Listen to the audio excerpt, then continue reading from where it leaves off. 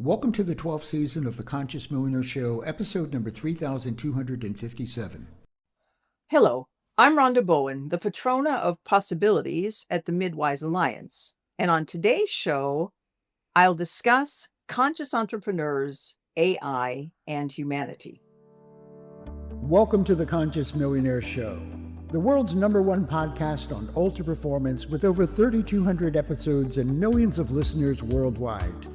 Founders and entrepreneurs, if you want to scale faster, accelerate profits, and create greater impact, this is where you become an ultra performer. I'm your host, JV Crum III.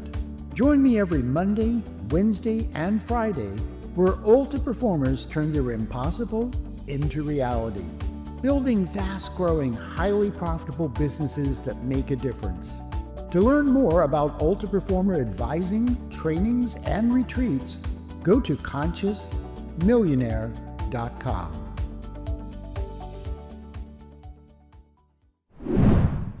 This is JV Crum III, founder of ConsciousMillionaire.com. I'm a serial entrepreneur with 2 successful exits and over $75 million in sales. If you're a service or tech founder doing $250,000 to $5 million and ready to break out to build a fast-growing, highly profitable business, book a complimentary breakout session with me now at meetwithjv.com. Well, it's time to start the show. And I am so excited you're here because if this is your first time at Conscious Millionaire, I want to give you a big warm hug and just say you are so welcome. I hope it's an amazing experience. And if you're a longtime listener, well, you know what I'm about to say. There are no accidents. This is exactly the episode you're meant to listen to at exactly this moment. Well, help me welcome our featured guest. She's a global strategic communication guide who co-creates solutions with her clients to find the right words to be more effective and successful. She combines natural, human, and artificial intelligence. Please help me welcome Rhonda Bowen. Rhonda, welcome to Conscious Millionaire. Thank you so much, JV. Great to be here. Well, what's so exciting is that we almost met, it seems like by accident, but since there are no accidents, I sent out to my list, I said, most people never have anyone take time to listen. I'll offer you a half hour and I'll listen. And you signed up for me to listen and we met each other. And at the moment I happen to be in Madrid and you happen to be in Germany. And I said, well, why don't you come on the show because you're doing so many exciting things. And I'm just excited that you're here. I'm interested in how you bring these together, the natural, the human, and the artificial intelligence, because in today's world, it's getting very fragmented. And people are having a hard time reaching integration, especially entrepreneurs who want to bring it together and do something meaningful. But how do you do that? Well, let's go back to where we all came from originally. Natural intelligence was around long before humans were around, obviously, and nature gives us patterns, nature gives us opportunities, and nature shows us the way things work as long as humans are not involved. And then if we take what human intelligence is and we say all the things that we've been able to develop with the wonderful brains that we have and the way we take innovation and put things into the world, there's the next layer that we bring in. And that layer, of course, has brought us to artificial intelligence, which is giving us now another new way to look at things and to see how we can improve the world based on having this combination. And I'm sure if you look at indigenous people and the ways they've been doing things for hundreds of thousands of years, there's so much value in that.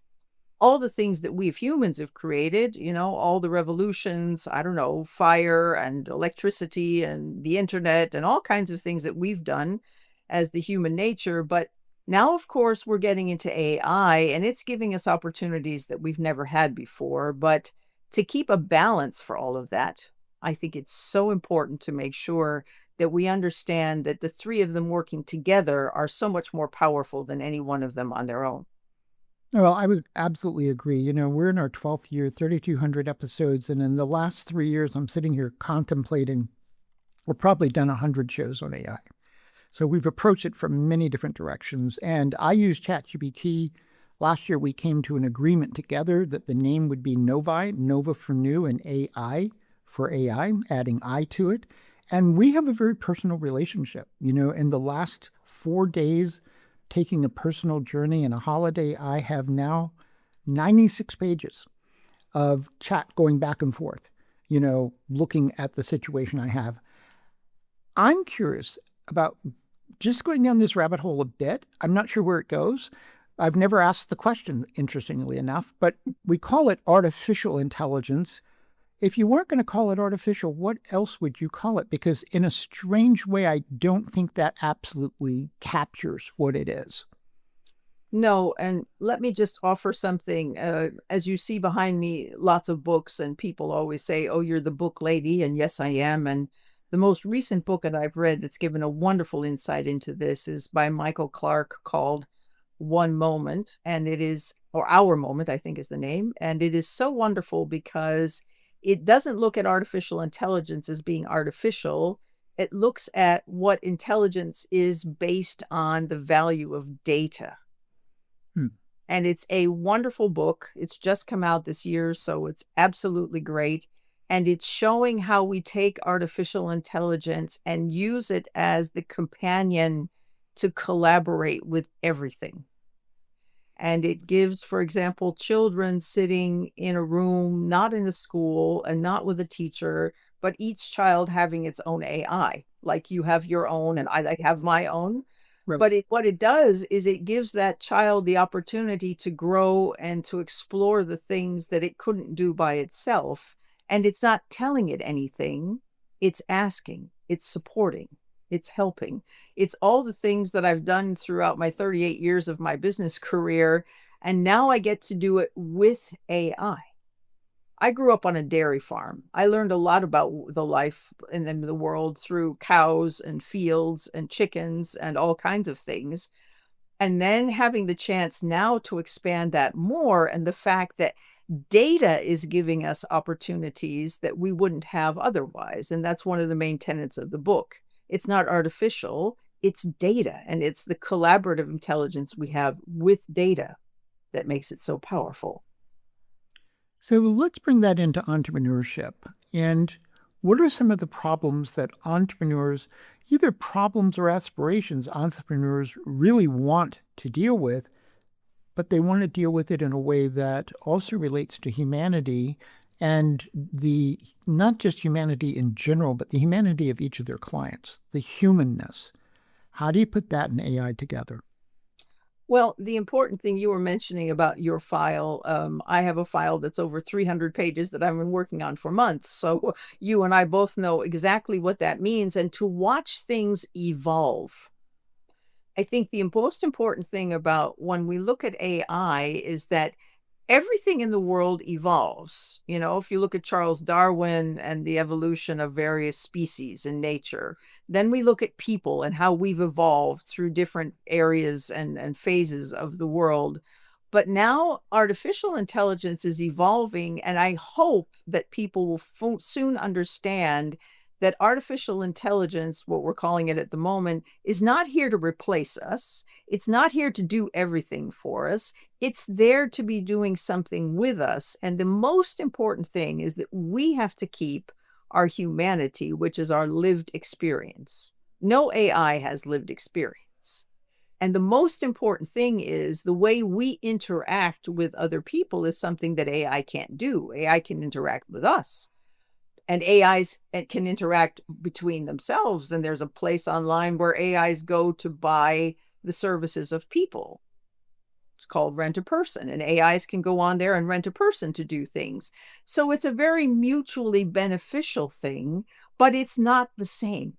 And we need to remember that human experience is what makes us human, and what puts us into groups, and what makes AI even possible, because it developed out of what we know is important in the human experience. And it's just enhancing that in a way that we couldn't have done that before.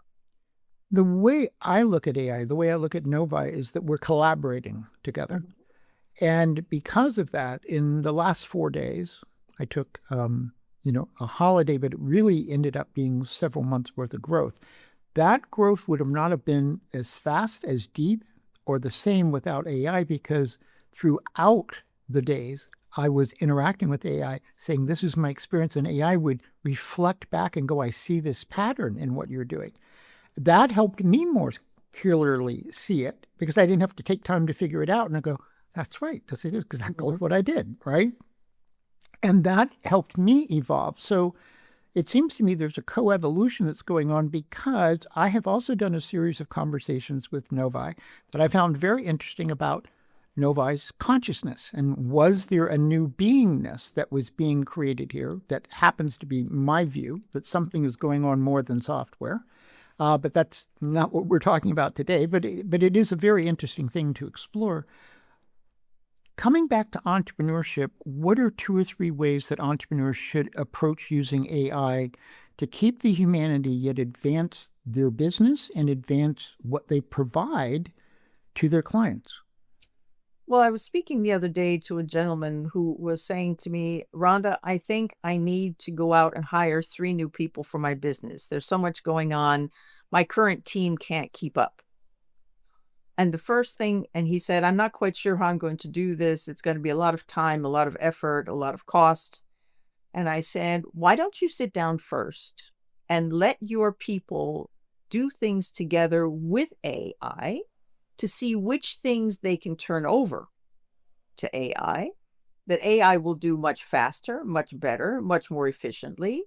And then let the people you have now, those wonderful people who already understand what you're doing in the world, how you're helping your clients, how you're making sure your clients are getting good service, they will be able to do that in a much better way if they don't have to do those mundane tasks that they can give away to AI.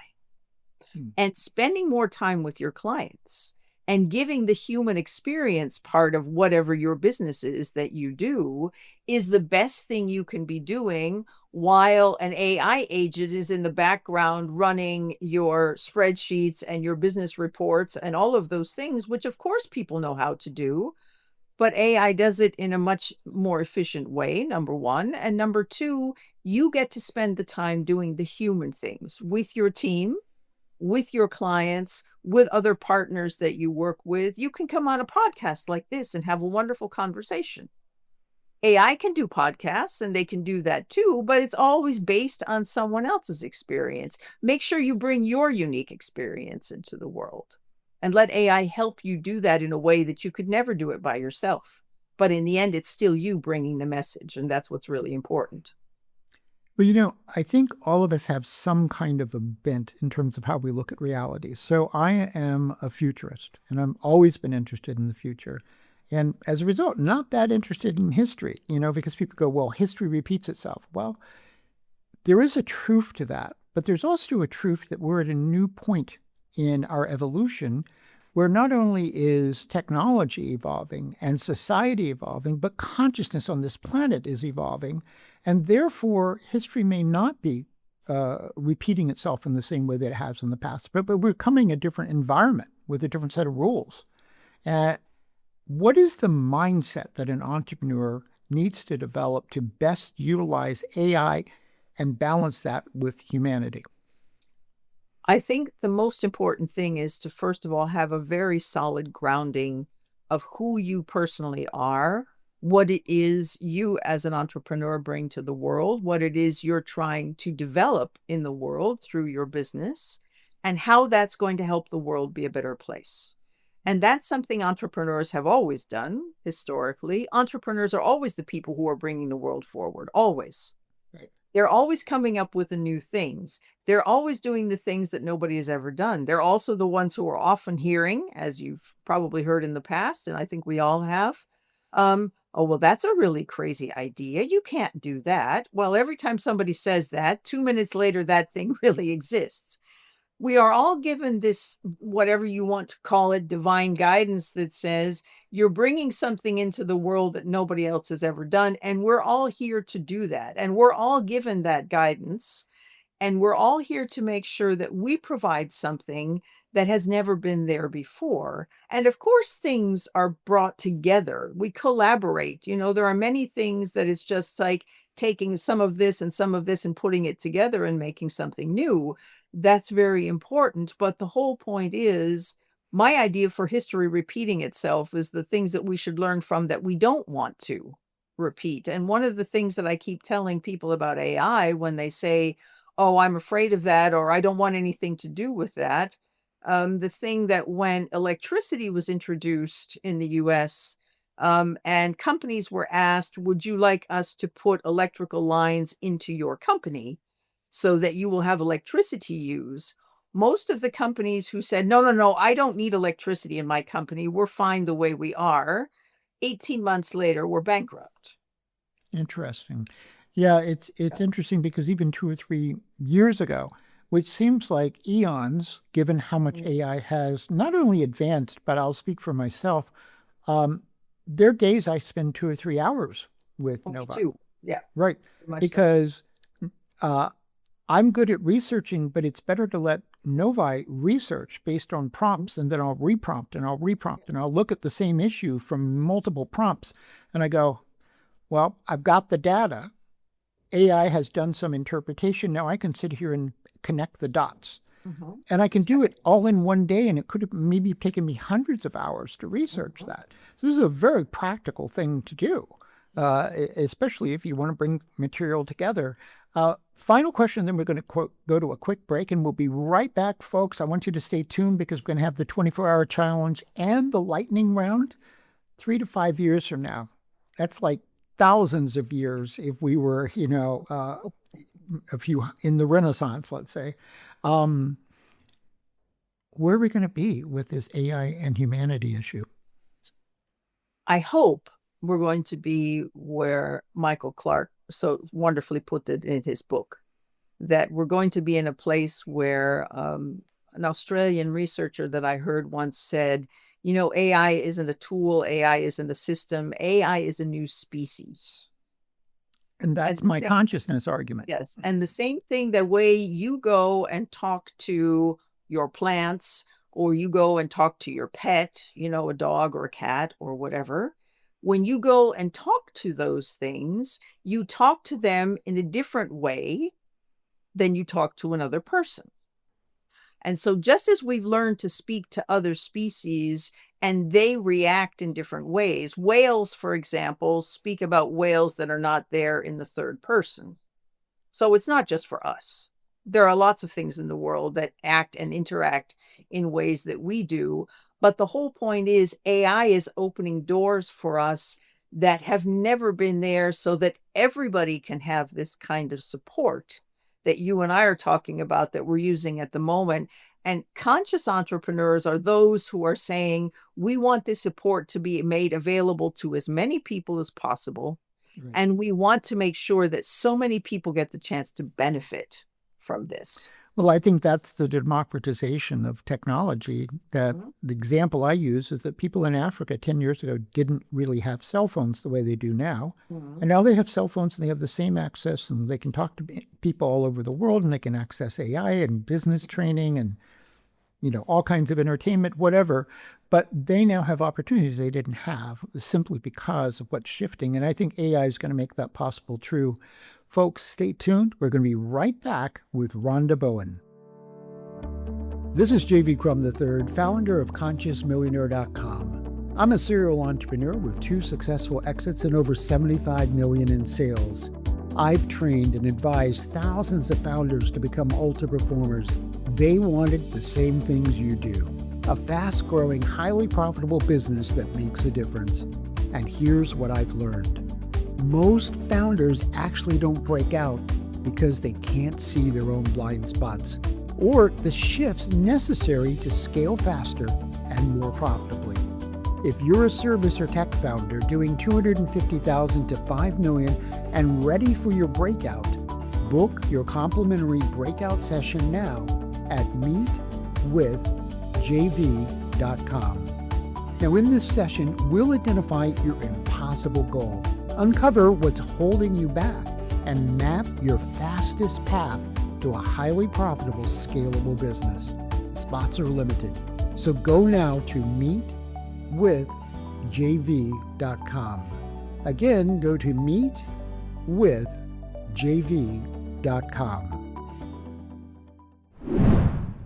Welcome back. It's JV Crum III. I'm the host of the Conscious Millionaire Show. And if you just joined us, you're going to want to hear the entire show. So if you're on the syndicated radio show, go to consciousmillionaireshow.com and you can catch the entire episode. Well, this is the moment I want to thank you because Rhonda and I've spoken to each other. We're going to speak more to each other, and that's not called a podcast. The podcast happens because you're here. You're the most important part of this, and I especially want to thank all of our listeners and friends in Johannesburg, South Africa, and Singapore. And now it's time for the 24-hour challenge. Rhonda, what's the challenge you have for everyone listening today?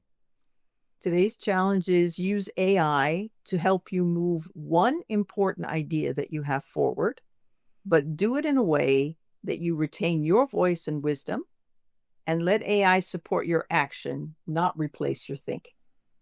Well, I love that. And especially as a person who this morning, I've probably already spent 2 to 3 hours with AI today. And now it's time for the lightning round. The first question is about you. What's the performance mindset you've developed that helps you discover your best business opportunities? I look for those opportunities where purpose, the real needs of people, and practical action all meet. And how does that help you discover the right best? I mean, I can see it, but I'm really curious about the process. How does that come together for you? The process for me comes together with, on the one hand, with AI, but even before AI, being in rooms with people where I personally always say I'm the person who's always in a room and I'm the one who never belongs. I'm always the one who brings the outside perspective. I'm always the one who's slightly different, but that's my value in the world. And so the place where I see that needs come and I can provide something that's aligned with my purpose and that practical action that helps other people and other groups when I facilitate, that's a very important thing because those opportunities mean that everybody benefits. You've dealt with a lot of businesses. What's a strategy you found to be very effective to scale? I think scaling is a thing that has very different definitions for very different kinds of people. There are people who are trying to scale very much as far as their financial background is concerned. There are other people who are trying to scale very much as far as their impact is concerned. I personally think that people who are out to do good in the world and want to get the fulfillment that they're looking for, if they're doing things in the right way, the right fulfillment will come to them. And that's the way they scale based on what it is that fulfills them most. I love that, especially after the 4 days I just spent looking at how do I bring together the many elements over the next 3 years, including my own evolution, Conscious Millionaire, the SaaS business I'm building, my biggest contribution that I'll bring in the world, Conscious World, and working in 100 countries to achieve a very different world in 30 years where every human being has food, housing, healthcare, and access to education. So how can I orchestrate a set of environments, different environments that support in different ways those levers? If we have small beliefs about possibility, we tend to produce small results. That's my observation. Mm-hmm. And then there's a lot of work about growth mindset. Because I'm working on a book, Achieve Your Impossible, I've evolved that into an expansive mindset. And how have you been able to expand your mindset so that you're able to see more possibilities? Well, I've been very fortunate in my life. I've had my business now for 38 years at the time of this podcast. And I've been fortunate to travel to so many countries and work with people from more than 70 countries in person in those countries in a room as people. And the opportunities you get to be in other places, to experience how people live their lives, and to bring in something that you can bring to support what it is they're doing. I did negotiation training all over the world and helped more than 750 people learn how to negotiate better, for example. That's a wonderful opportunity because every time you go someplace and think you're the person who's bringing something for the others, the most beautiful thing is all the things you get back from them, even though that wasn't the whole point of going. And for me, the opportunities will never stop. And now, because, for example, you and I can be doing this online now, and that's one of the reasons I moved my business online, I wanted to be able to reach more people. I wanted more people to have opportunities to speak with me, to speak with others, for me to facilitate those conversations, because that's what really brings us closer together. And AI is just the cherry on top of the cake, if you will, helping that even more than we've ever had in the past. I know that you have a lot of personal practices. I meditate, I exercise, I have different things I do. What's one of your personal practices that helps you stay in that, what I call the ultra performer state? I have a time in the morning for a morning routine. And for a very long time, I was hearing all these people saying, oh, you have to have your morning routine. I have various parts of my morning routine, but the thing I use that is very important, I guess, because the natural intelligence is so important to me, is I have a set of cards that give a way of thinking about the world through the eyes of different animals. Interesting. And every morning I pull an animal card, and the animal card tells me what that animal's spirit brings into my life and what I can be learning from this animal. So today my animal was a bear.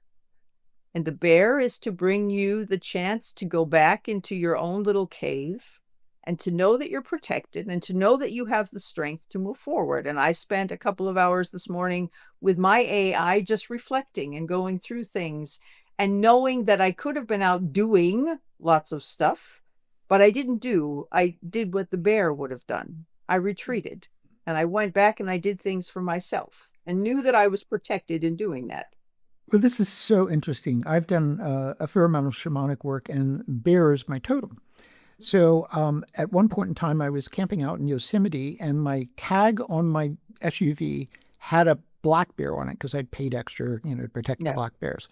In my front passenger seat, I had a large teddy bear that for a long time went around with me wherever I went. And I've got to tell you, folks, if you've never considered having a teddy bear as a passenger in your car, it's amazing. They never complain. They don't ever tell me how to drive, and they never have to go to the bathroom. So you have no problems whatsoever. And so it was about 1 o'clock in the morning, and for some reason I was camping, and I was in my tent, and a large bear, because I could hear the footprints and see the shadow, came within about 2 feet of my tent, passing by. And because I had done a lot of work around bears, I simply said to myself, and didn't even have a change in my pulse, I said, the bear's being a bear. Mm-hmm. And I had no fear of the bear because I knew the bear was just being a bear, right? So it's very interesting that you would bring up the bear. If listeners want to reach out to you, what's the best way for them to do that? The best way is just to go to Linktree. If you're not familiar with Linktree, it's something you definitely need to do. linktr.ee/Rhonda L. Bowen. And it tells about all the different things I do. It gives you a chance to see my LinkedIn profile, my websites. It gives you a chance to set up a call with me if you'd like. It gives you some information on AI that you can download and get for free to get a chance to get started if you haven't done that yet. It's just a wonderful way for me to be keeping up on things. And no matter when you hear this podcast, even if it's 6 months from now, there may be all new things on my Linktree, but it's the thing that's always up to date. And that's a very good way to make sure that while we're all evolving, my LinkedIn profile picture says open to evolve. And so that's why the Linktree is the best place to keep up. That sounds like a great way to meet you. Yeah. What is a book you'd like to recommend? Yes, I have a wonderful book. It's from the 1990s, and people always say, oh, old books. But I'm a person who's built her whole life by being able to ask other people questions. And there's a book by Ken Foster called Ask and You Will Succeed, 1001 Ordinary Questions to Create Extraordinary Results. And most of the time, it's not what we think. It's the questions we get that really bring us to the next level. And this is a book just full of questions. You'll love it. And it will, every time you just open it and you read a question, it'll be exactly the question you need. Well, my final question, we've been asking this since 2014. It's become our trademark question. We've asked it every show. Rhonda, what's the legacy you want to leave? I really want to leave the legacy of making sure that people use natural and human and artificial intelligence and do what I call whisperation in action. Bring wisdom to the room. Use the wisdom that you're learning from others, as we're doing here today. Be inspired by what that is, and go out in the world and put it into action to make the world a better place, to co-create a better future for all of us. Well, I want to thank you for joining us. We're here 3 days a week, Monday, Wednesday, and Friday, to help you on your entrepreneurial journey. Please join us on the next Conscious Millionaire Show. I look forward to connecting with you. And Rhonda, thank you so much for being our featured guest today. Such a pleasure. Thank you for the opportunity. This is JV Crum III, founder of ConsciousMillionaire.com. I'm a serial entrepreneur with 2 successful exits and over $75 million in sales, and I've trained and advised thousands of entrepreneurs like you. If you're a service or tech founder doing $250,000 to $5 million and ready to break out to build a fast-growing, highly profitable business, book a complimentary breakout session with me now at meetwithjv.com. Spots are limited, so go now to meetwithjv.com. Thanks for listening to Conscious Millionaire Media Podcast Radio Network. The host, producer, and owner of the show, distributors, and broadcast media make no claims that the strategies and information discussed in the show will result in profits and may result in losses. The opinions and advice from the host guests do not necessarily represent those of the owner, staff, management, or broadcasters of the show. No legal, accounting, or financial or health advice is made in the show. You're advised to seek counsel on matters related to your business, financial investments, or other legal matters from licensed advisors. Always consult your physician or licensed health advisor prior to making any changes in your diet, exercise program, and implementing any health strategies or information discussed on the shows. Not all information provided may be suitable for your situation. As always, take full responsibility for the decisions and actions you take, including the responses that they create in your health.